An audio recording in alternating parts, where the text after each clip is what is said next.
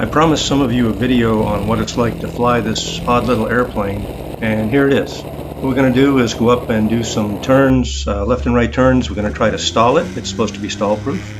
And then we're going to do a few takeoff and landings. So here we go.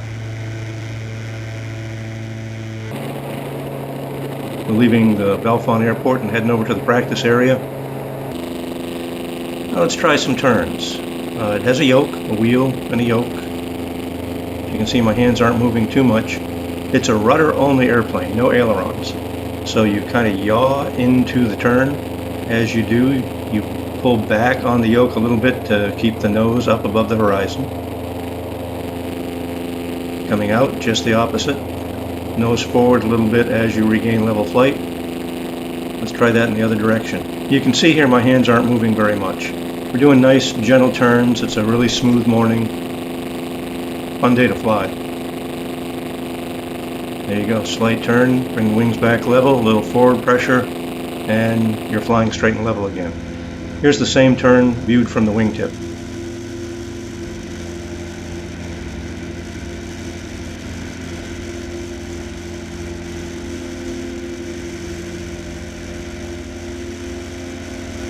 We're right over top of Center Hall Airport.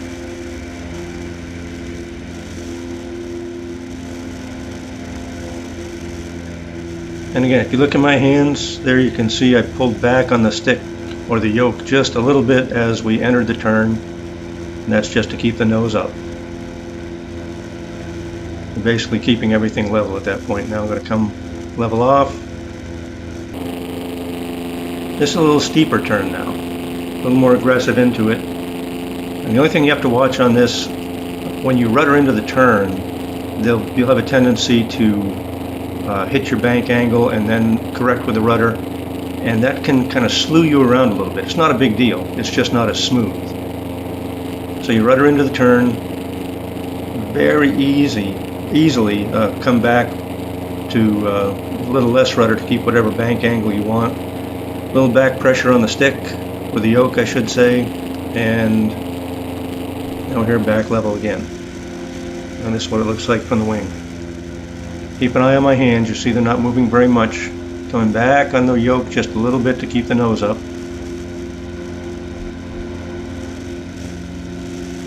Level flight, just a touch forward on the yoke. Turn the other way. Back just a touch.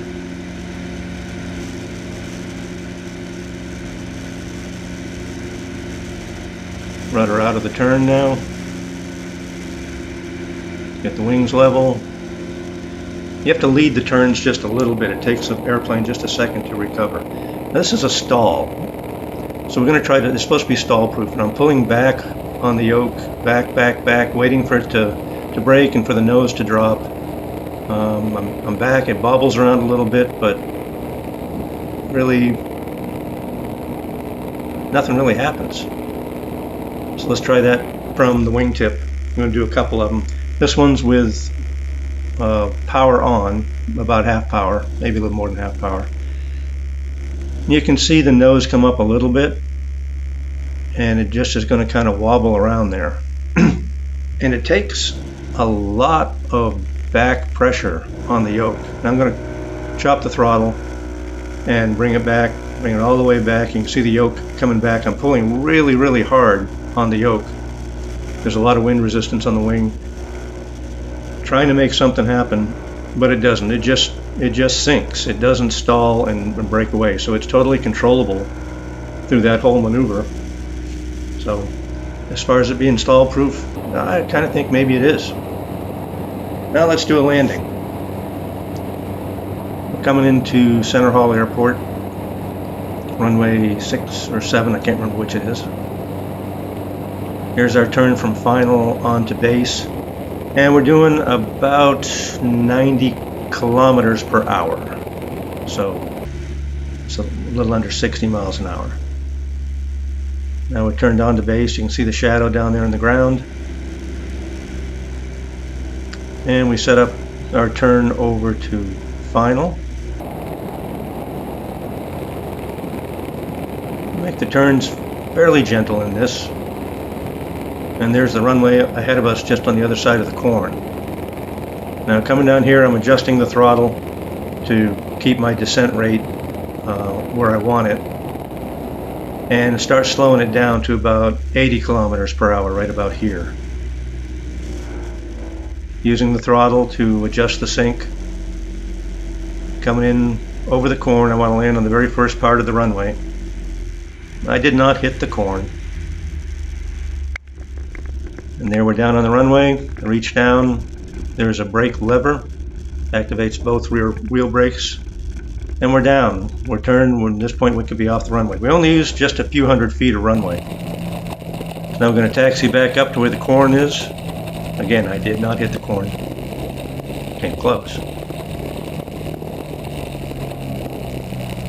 You drive it just like a car on the ground.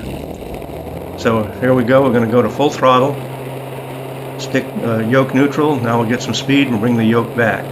As soon as it breaks ground, the yoke goes back to neutral again so that we don't climb up too steep. And here you start watching.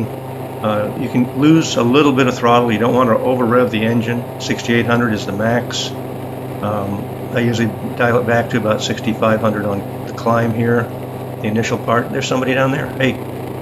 And also watch the exhaust gas temperatures. You want to cap those at about 1200 degrees.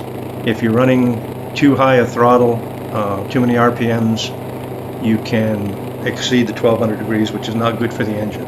So those are the two things you watch on the climb out.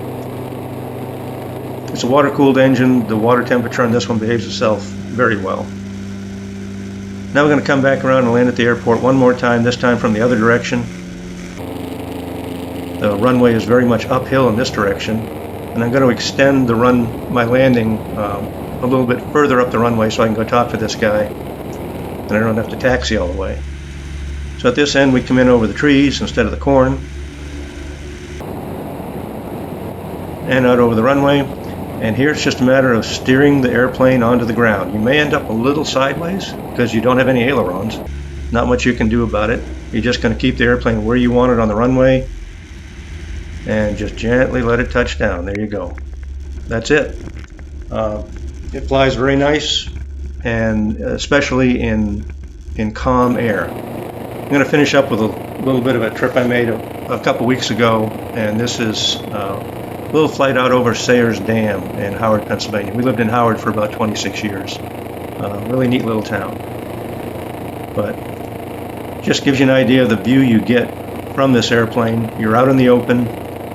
In calm conditions, it really is nice to fly. When the thermals get popping and it gets windy and bumpy, it can be a bit of a handful just because it's so light. That's going to be true of ultralights and any other light wing-loading airplane.